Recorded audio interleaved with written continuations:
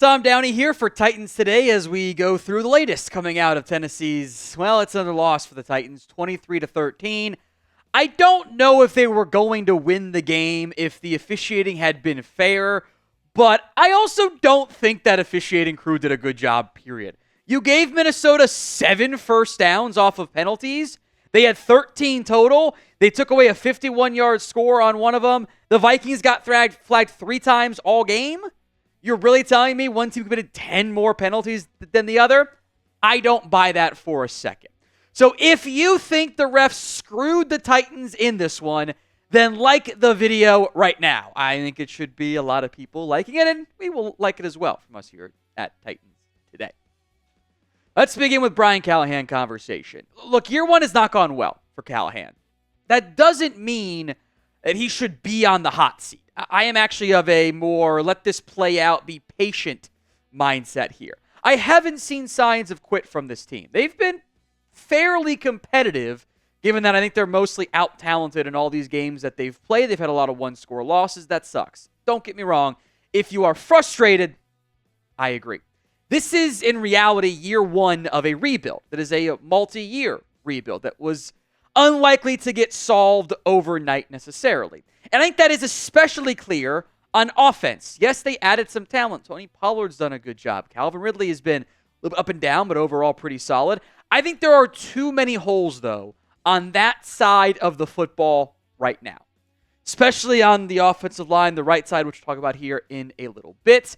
And Tennessee's in kind of a weird spot, by the way. You have to strike a very awkward, delicate balance of culture building, player-coach relationship, and big picture stuff. You need to remain competitive / outright win games for your head coach. If you lose all your games, it's really hard to keep the head coach at that point there. You also don't want to win too many of them and hurt your draft pick and fall from, you're at pick number 2 right now, and fall down to pick 7, 8, 9, where, oh, shoot, now we don't get the quarterback that we wanted, and you win the battle to lose the war, so to speak. Now, the Titans' remaining schedule is this. You're at Houston in Week 12. You ain't going to win that game. At the Commanders in Week 13. Home against Jacksonville. You might win that game. You might beat the Jags. The Bengals, in theory, are competitive against since they've been... That defense is terrible up in Cincinnati. Brian Callahan revenge game maybe, too? Who knows? Week 16 at the Colts. Jags Week 17. At best, I think you're going to go 500. And that is a generous 500. You're probably more of a maybe 5, more like 4-win team here, which should get you a key part of your draft class with a high pick. So the pinned comment on today's show is this. Predict the Titans' record this season. Let me know in the comments section, the pinned comment, if the ad comes here on YouTube right now. Part of the head coach has to be part of the quarterback conversation. Those two are connected, at least for now. I thought Will Levis overall was better against the Vikings. I still don't think he was necessarily good enough. Yes, he threw for 295 yards. If you take away the one completion that was 98 yards, all of a sudden the yards per attempt dropped down to 6.6, which is still better than what we've seen for a good portion of this year's campaign. The first 5 games of Will Levis were terrible. He was a meme turnover machine. He had averaged 2 turnovers a game. It was unbelievable. The last 2 games, the completion percentage has gone down. The yards per attempt has gone up, even if you take out the 95-yard touchdown throw. The touchdowns have gone up relative to the games played, and the turnovers are down. He hasn't been nearly as turnover prone, which is a good sign. I am also hesitant to say, yes, this means he's the guy when the offense is putting up 15 points per game the past 2 weeks. That's not going to be good enough. So be honest with me, folks. You think Will Levis is the guy for the Tennessee Titans? I vote probably not. You've got the rest of the year to allow it to play out and then maybe draft somebody early. Let me know in the comments. Y for yes, N for no. What would help your quarterback out is better ground game. And again, since Levis came back, since that win over the Patriots, so Pirates had 9 carries in each of the last 2 games for a combined total of 59 yards. If you're not good at math, that's not very good.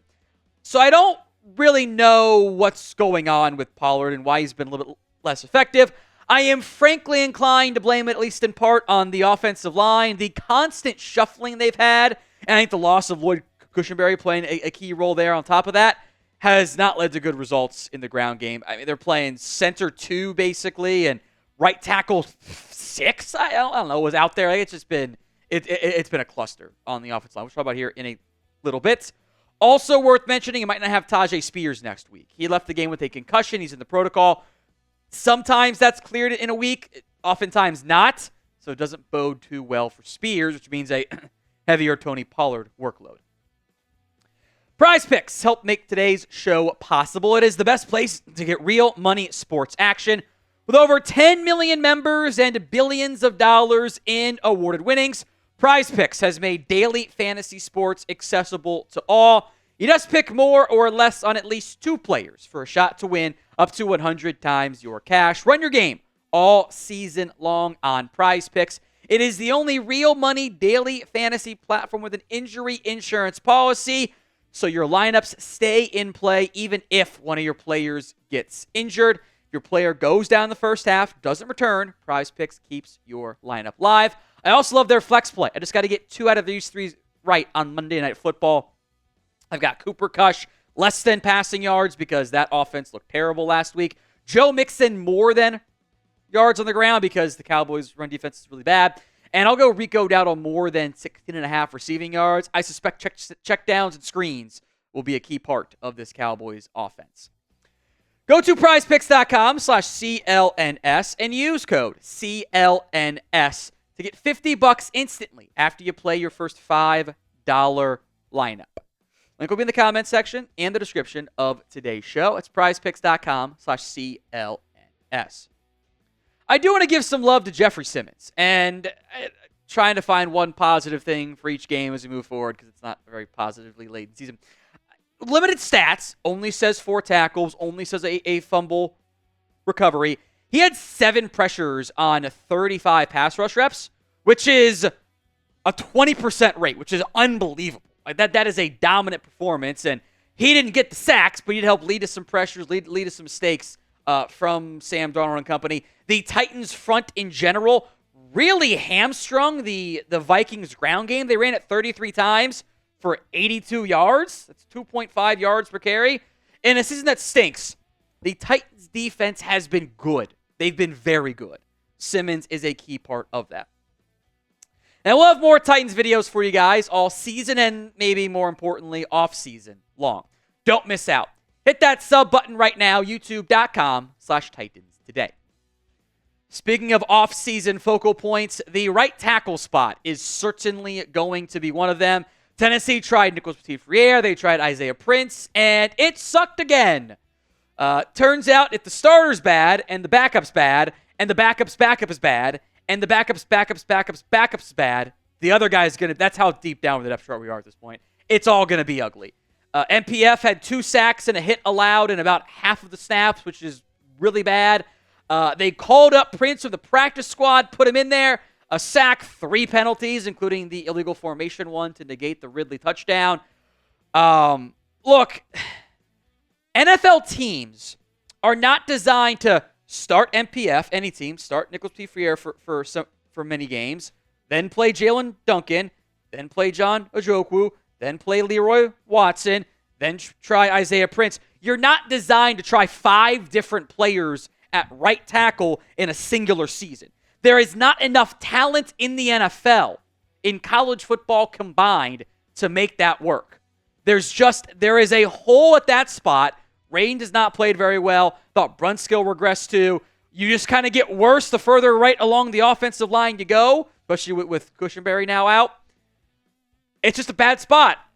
You know, Raiden wasn't playing great either. Now you got constant rotations around him. That impacts the chemistry. Offensive line is a unit. It's an ecosystem. And it's all out of sorts because there's no water. There's no right tackle available for them.